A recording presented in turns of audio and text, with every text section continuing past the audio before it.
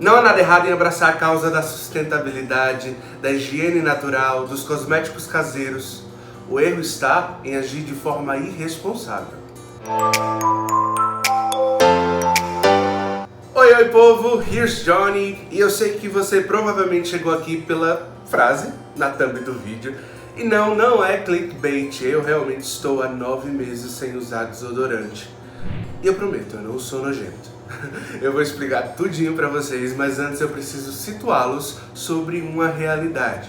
Você sabia que 6 produtos de cuidado pessoal é a média diária de cosméticos utilizados por homens? Com as mulheres, esse número dobra, são 12 produtos. E cada um desses possui de 10 a 12 ingredientes químicos em sua composição, onde apenas 20% foram testados pelos órgãos de segurança, como a Anvisa.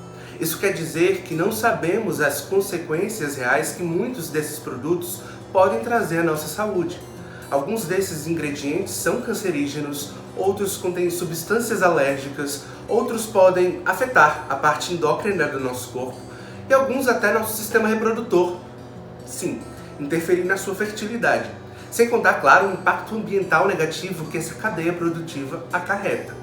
Eu não quero te assustar, eu prometo, e é por isso que eu trouxe essa pauta hoje. Conhecimento nunca é ruim, e quando ele pode interferir diretamente na qualidade da nossa saúde e também do ambiente em que vivemos, estar informado é fundamental para que possamos tomar as medidas corretas e de forma segura. Nos últimos anos, a indústria da beleza produziu uma vertente que vem apresentando um crescimento constante. São produtos cosméticos naturais, uma alternativa para quem deseja fugir dos ingredientes nocivos, sintéticos, com conservantes. E dentro desse guarda-chuva tem ainda os produtos veganos, que não utilizam nada de origem animal em sua composição, os cruelty-free, que não testam em animais antes de levar às prateleiras, e os orgânicos, produzidos com matéria-prima certificada, geralmente sustentáveis e sem qualquer interferência de aceleradores sintéticos na sua composição. Ao mesmo tempo, começou a surgir uma indústria quase que informal de produtores artesanais desses produtos de cuidados pessoais, como shampoos, esfoliantes, sabonetes e cremes dentais. A primeira vez que eu vi sobre cosméticos naturais foi há aproximadamente 2 anos, pelo Instagram. E eu sou um cara que busco praticar a consciência em relação à sustentabilidade. Então, à primeira vista, essa me pareceu uma saída astuta. Eu não estaria incentivando uma indústria poluidora, como também passaria a adotar produtos não industrializados, reduzindo essa carga tóxica ao meu corpo. Depois de algumas semanas paquerando, eu comprei um shampoo e um creme para os dentes. O shampoo em barra era à base de capim-limão, babosa, aveia e óleo de coco.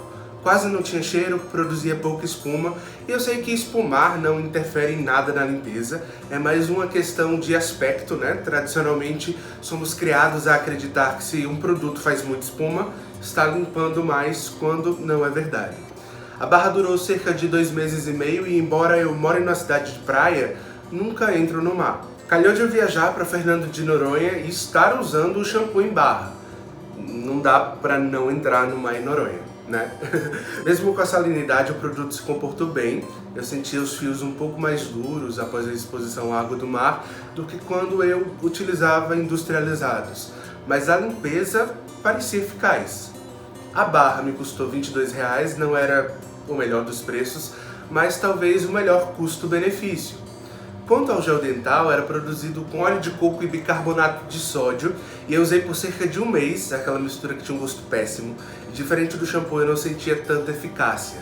Fui procurar no YouTube e ouvi outras opiniões e descobri que era tão popular que havia pessoas ensinando a produzir essa mistura em casa.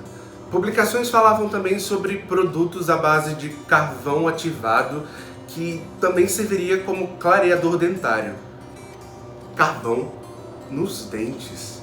Eu não sei ao certo o que me fez cair de volta ao mundo real, mas eu precisava ouvir profissionais. Pessoas que lidam diariamente com essas questões. Não qualquer pessoa aleatória nas redes sociais. Foi então que eu entrei em contato com 2 amigos formados em odontologia para entender melhor. E ambos foram enfáticos. Pare de usar isso agora. Um deles eu convidei inclusive para compartilhar com vocês o que ele falou para mim. É o cirurgião dentista Gabriel Núteos. Eu tenho certeza que vocês já viram muito aí na internet. Existem muitos produtos prometendo clarear os dentes em casa, de forma caseira e de forma natural. tomem muito cuidado com essas promessas, tá, gente? O bicarbonato de sódio, ele é muito abrasivo. E se você começa a utilizar ele para escovar os seus dentes todos os dias, isso pode gerar um desgaste no esmalte do seu dente totalmente irreversível. E o mais famosinho deles, que está até em alta, é sobre as pastas à base de carvão ativado.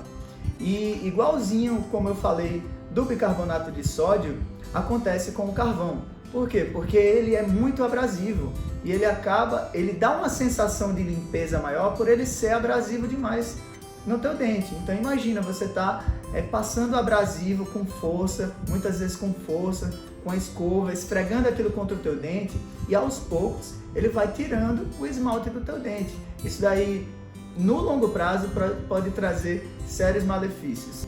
Se você quer fazer um clareamento, procura o teu dentista, fala com ele. Existe uma forma caseira sim, mas sempre deve ter o acompanhamento do dentista.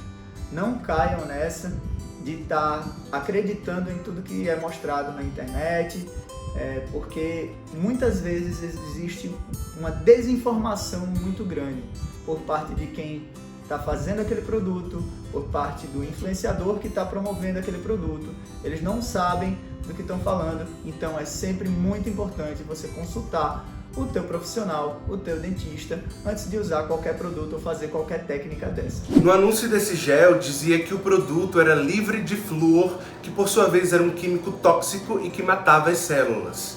Olha esse print retirado da página da empresa que eu comprei o gel dental.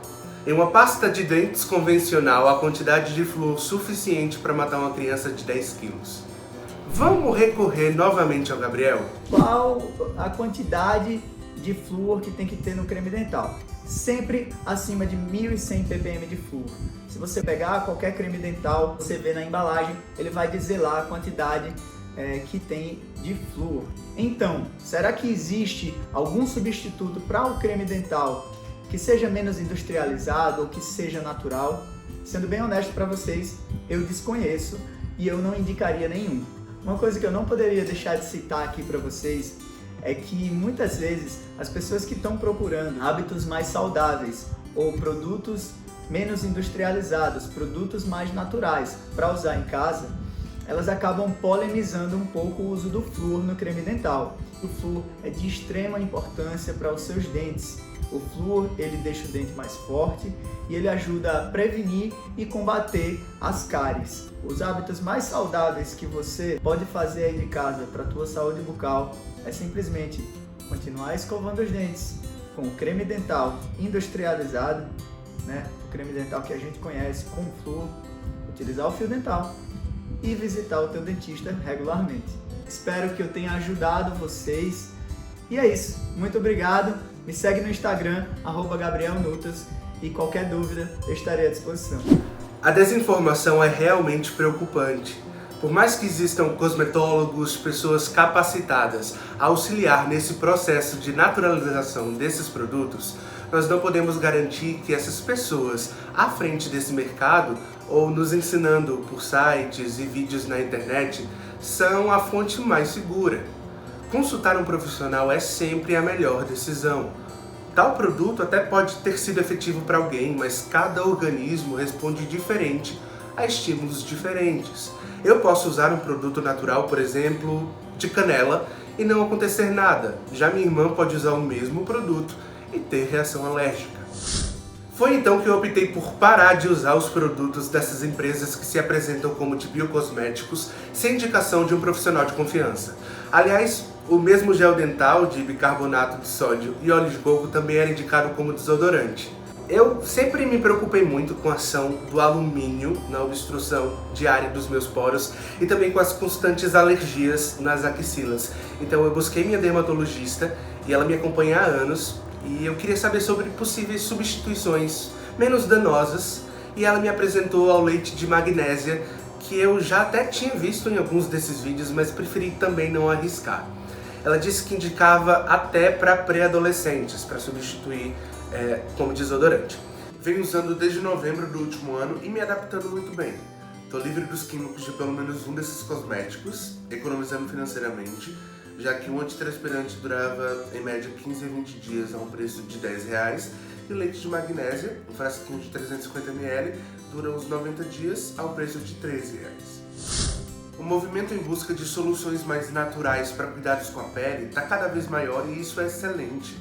Nos próximos anos, eu não sei se teremos, por exemplo, petróleo para extrair matéria-prima de muitos desses químicos. Biocosméticos são sustentáveis, podem ser biodegradáveis e também saudáveis, até mesmo na maquiagem. Há algumas semanas, a influenciadora fitness Mayra Card postou uma dica nos seus stories. Isso é beterraba. Antes de mais nada, né, pra explicar.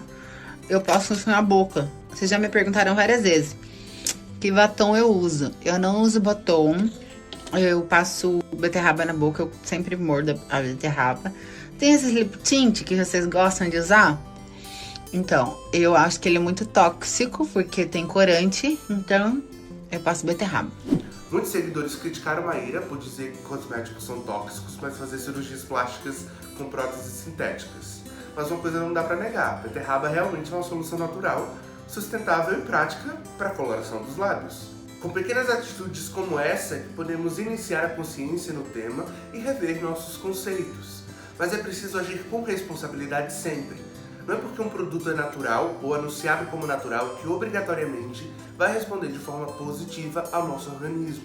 Entenda a causa, consulte especialistas de confiança e só então mude seus hábitos se necessário ou busque as melhores alternativas, desde que responsáveis, para transformar as suas ações.